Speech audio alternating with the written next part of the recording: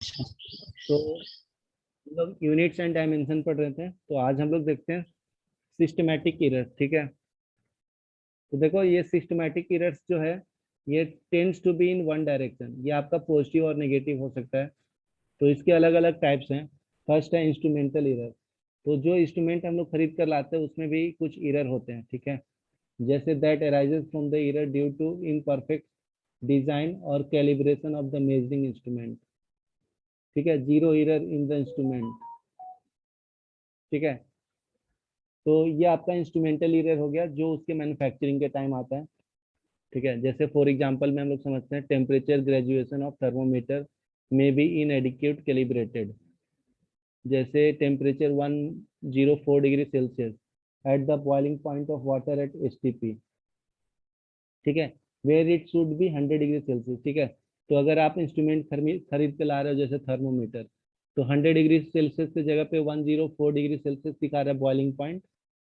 तो ये आपका इंस्ट्रूमेंटल एरर के कारण दिखाता है। ठीक है, ये पॉइंट लिख लो, फिर मैं आगे बताता हूँ।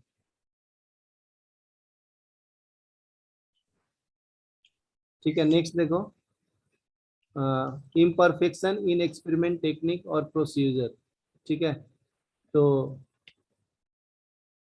टू डिटरमाइन द टेम्परेचर, तो जैसे हम लोग इम्परफेक्शन इन एक्सपेरिमेंट टेक्निक क्या बोल रहा है कि कोई इंस्ट्रूमेंट है, अगर उसको आपको अच्छे से होल्ड नहीं करने आ रहा है, ठीक है, चाहे उसमें कुछ इम्परफेक्शन दिखाएगा ड्यू टू एक्सटर्नल फैक्टर, तो उसको हम लोग बोलते हैं टू डिटरमाइन द टेम्परेचर।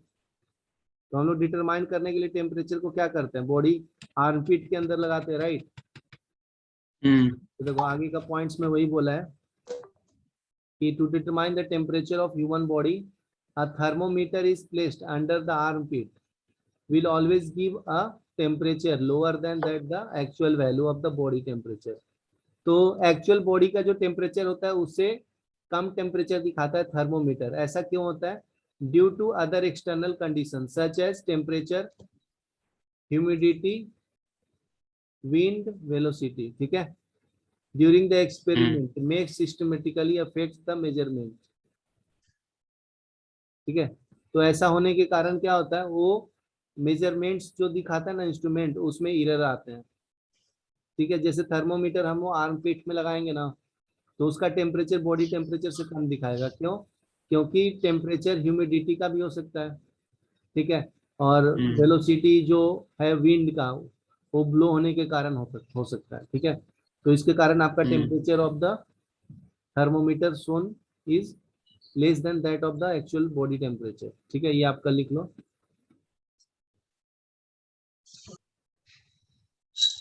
ठीक है, नेक्स्ट देखो, नेक्स्ट एरर है आपका पर्सनल एरर। तो पर्सनल एरर क्या होता है, that arises due to individual bias. तो हर एक इंसान का अलग अलग होल्ड करने का तरीका होता है ना कोई भी इंस्ट्रूमेंट्स को। ठीक है, lack of proper setting of the apparatus. तो पर्सनल एरर में क्या हो सकता है, इंडिविजुअल जो है पर्सन जैसे आप हो, तो आप अलग तरीके से कोई भी इंस्ट्रूमेंट को हैंडल करोगे ना। ठीक है, यस सर। तो कोई प्रॉपर ढंग से उसको होल्ड करता है, दूसरा अनप्रॉपर ढंग से होल्ड करता है। और individual carelessness in taking observation without observing proper precaution. ठीक है, तो अच्छे से यस अगर प्रिकॉशन नहीं लोगे तो उसके कारण पर्सनल एरर आता है। For example, if you by habit always hold your head a bit too far to right while reading the position of the needles on the scale, you will introduce an error due to parallax। तो एक example दिखाया देखो, if you by habit always hold your hand a bit too far to the right while reading the position of the needles, then वैसा जो errors, ठीक है, आता है उसको हम लोग पैरालैक्स एरर बोलते हैं। ठीक है, तो एक, तो ये जो सिस्टमैटिक एरर है उसको हम लोग थोड़ा मिनिमाइज कर सकते हैं प्रॉपर ढंग से हैंडल करके, बेटर कंडीशन में रख के। ठीक है, नीचे वाला how to remove the errors का दिया है। ये 3 टाइप्स का आप एरर लिख लो, ये थ्योरी पेपर में पूछ लेता है, इंस्ट्रूमेंटल एरर, इम्परफेक्शन एरर और पर्सनल एरर। ठीक है, ये एमसी ये आएगा आपका थ्योरी पेपर में आता है। आपका रैंडम एरर। ठीक है, random errors are those error which occur irregularly. ठीक है। कभी कभी जो इरर्स होता है उसको हम लोग रैंडम इरर बोलते हैं, hence are random with respect to the sign and size. ठीक है, due to shape and size and sign के कारण होता है, उसको हम लोग रैंडम इरर बोलते हैं। ठीक है, इसके बारे में और बताता हूँ। देखो, तो ये देखो, तो इसमें क्या बोलते हैं, these can arise due to random or unpredictable fluctuation in the experiment। ठीक है, unpredictable fluctuation in temperature, voltage supply, mechanical vibration of the experimental setup. ठीक है, personal error by the observing taking reading. तो ये सब random error humans के कारण भी होता है, इंस्ट्रूमेंटल एरर भी होता है। ठीक है, जैसे कभी कभी वोल्टेज ज्यादा दिखाता है, कम दिखाता है ना, टेम्परेचर रूम का ज्यादा कम होते रहता है। ठीक है, नेक्स्ट देखो, when the same person repeats the same observation it is likely they made different reading in every time. ठीक है, जो एक पर्सन वो बार बार गलती करता है तो उसका रीडिंग अलग अलग आएगा ना। ठीक है, ये पॉइंट है रैंडम एरर का। यही लोग लगाते हैं बस बचपन से। ओके, नेक्स्ट टॉपिक अपना लीस्ट काउंट एरर। ठीक है, तो देखो, smallest value that can be measured by measuring instrument is called least count. ठीक है, तो कोई भी इंस्ट्रूमेंट है, थोड़ा सा उसमें एरर आ रहा है तो उसको हम लोग लीस्ट काउंट बोलते हैं। ऑल द रीडिंग्स और absorb value are good only up to this value. तो least count error is the error associated with the resolution of the instrument. ठीक है, तो कोई भी इंस्ट्रूमेंट आप जो यूज कर रहे हो तो उसकी रेजोल्यूशन में प्लस माइनस का अगर जो फर्क आएगा उसको हम लोग लीस्ट काउंट एरर बोलते हैं। जैसे वर्नियर कैलिपर है तो इसका लीस्ट काउंट एरर 0.01 सेंटीमीटर होता है। स्पेक्ट्रोमीटर का होता है लीस्ट काउंट 0.001 सेंटीमीटर। ठीक है, तो least count belongs to the category of random error but within a limited size. ठीक है, उसका वैल्यू फिक्स होगा। जैसे वर्नियर कैलिपर है तो उसका लीस्ट काउंट बताया आपको 0.01 सेंटीमीटर होगा। अगर वही स्पेक्ट्रोमीटर है उसका लीस्ट काउंट क्या होगा, एरर 0.001 सेंटीमीटर। ठीक है, it occurs both systematic and random error. ठीक है, तो देखो, it may have the graduation at 1 mm division पर स्केल। ठीक है, तो ये हो गया आपका लिस्ट काउंट के बारे में, लिख लो। ठीक है, जिसको हम लोग मेजर कर सकते हैं उसको हम लोग लिस्ट काउंट एरर बोलते हैं। तो ये दो इंस्ट्रूमेंट का नाम यहाँ पे लिया है, वर्नियर कैलिपर और स्पेक्ट्रोमीटर। तो वर्नियर कैलिपर में आपका जो लिस्ट काउंट एरर है 0.01 सेंटीमीटर है। स्पेक्ट्रोमीटर का लिस्ट काउंट एरर क्या है, 0.01 सेंटीमीटर। ठीक है, ये लिख लो।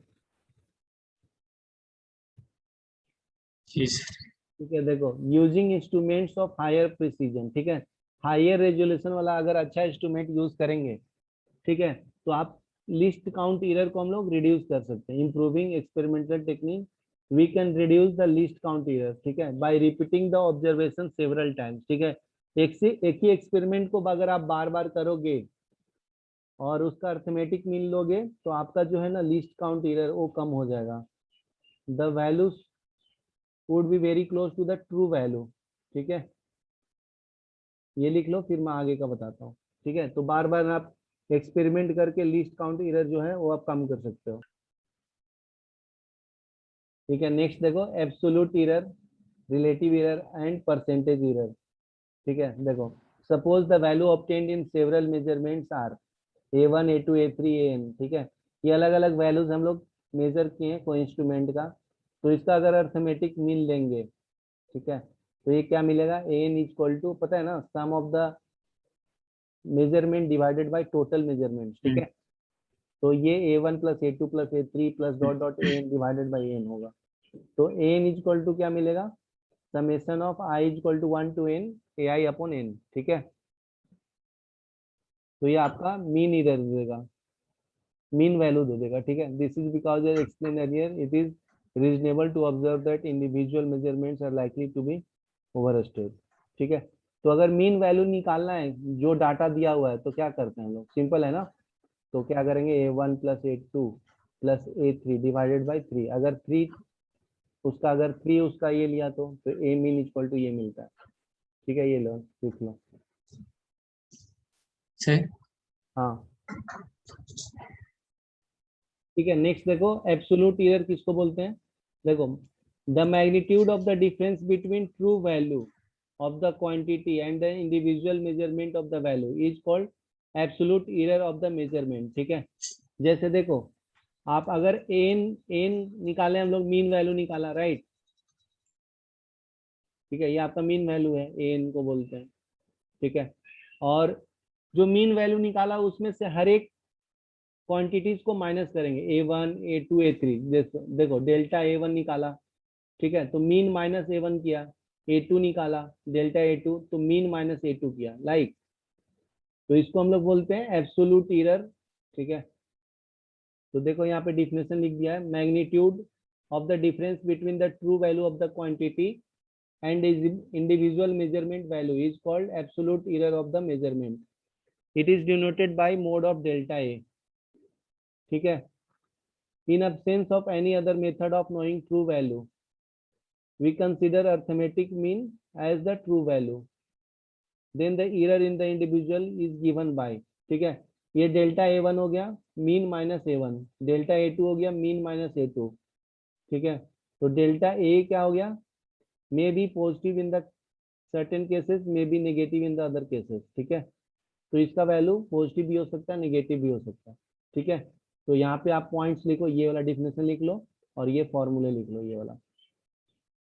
ठीक है, ये आपका एब्सोल्यूट एरर देगा।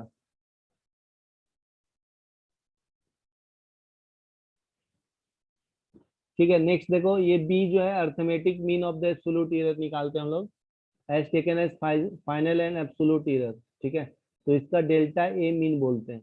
देखो, ये फर्स्ट एब्सोल्यूट एरर है आपका, सेकंड है, थर्ड वन है, ये लास्ट वाला एब्सोल्यूट एरर है, डिवाइडेड बाय एन। तो ऐसा करेंगे तो ये मीन एब्सोल्यूट वैल्यू एरर आ जाएगा। ये आपका क्या है, मीन एब्सोल्यूट एरर वैल्यू। ठीक है, ये लिख लो, ये फॉर्मूला लिख लो।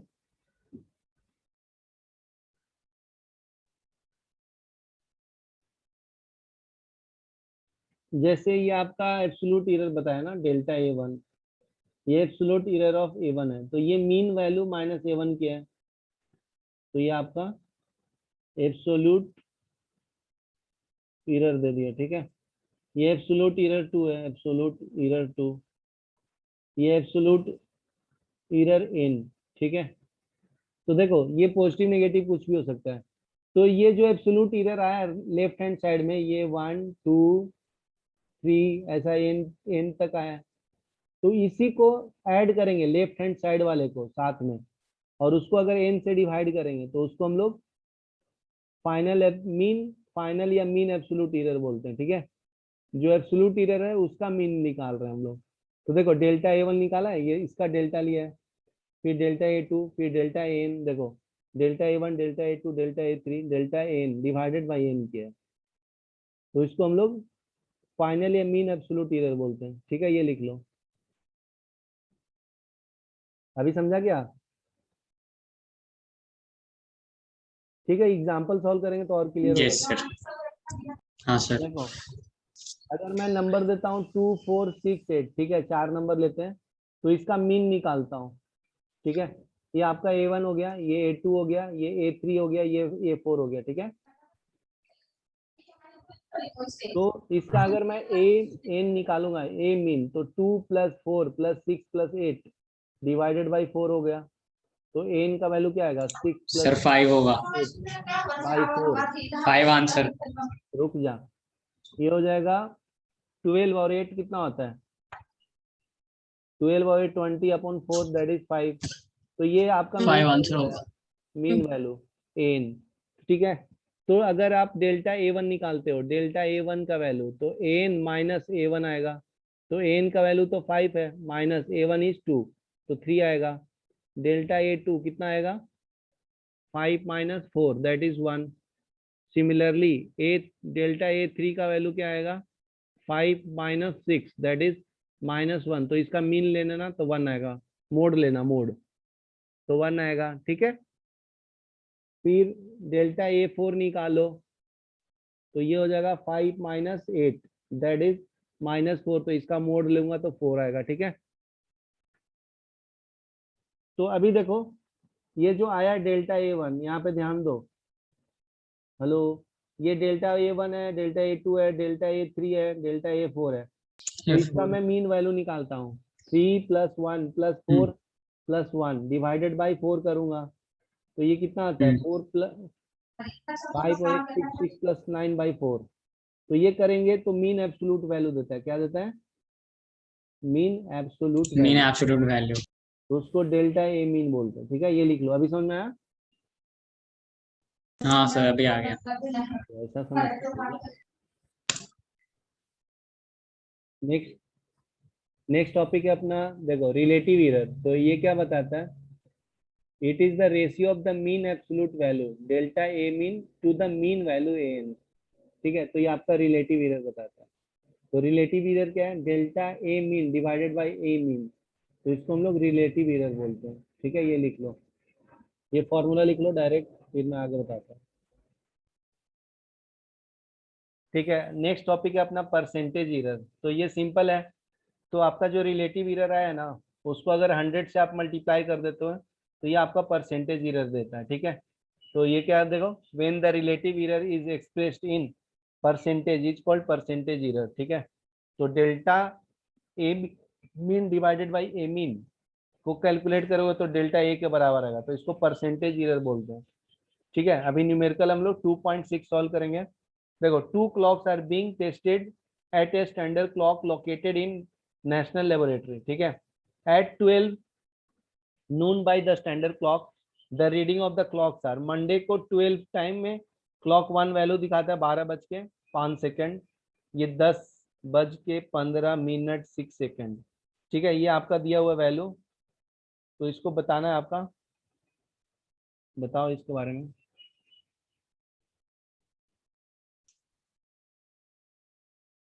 नेक्स्ट देखो, कॉम्बिनेशन एरर। ठीक है, तो कॉम्बिनेशन एरर में क्या बोलता है? एरर ऑफ सम और अ डिफरेंस। ठीक है, तो एक ए है और एक बी क्वांटिटीज है, तो उसमें एरर प्लस माइनस ए है, इसमें प्लस माइनस बी है। ठीक है, तो जेड इक्वल टू अगर मैं ले लिया हूँ तो Z equal to a plus b होता है। ठीक है, तो यहाँ पे जेड में प्लस माइनस ए जेड डिफरेंस आएगा। ठीक है, तो एक ए के जगह पे ये लिखो plus minus delta A, B के जगह पे प्लस माइनस डेल्टा बी। तो delta Z equal to delta A plus delta B B है, तो Z equal to A minus B हो गया। ठीक है, तो देखो Z equal to plus minus A Z, तो ये ए हो गया, आपका बी हो गया। तो डिफरेंस निकाल रहे हैं तो माइनस साइन आएगा। ठीक है, तो ए माइनस बी हो गया, plus minus delta A plus minus delta B. ठीक है, तो delta Z equal to delta A plus minus delta of B. तो maximum value of delta Z क्या हो जाएगा? Delta A plus delta B. Maximum value निकालना है तो मिनिमम निकालना है तो माइनस आएगा। ठीक है, ये लिख लो।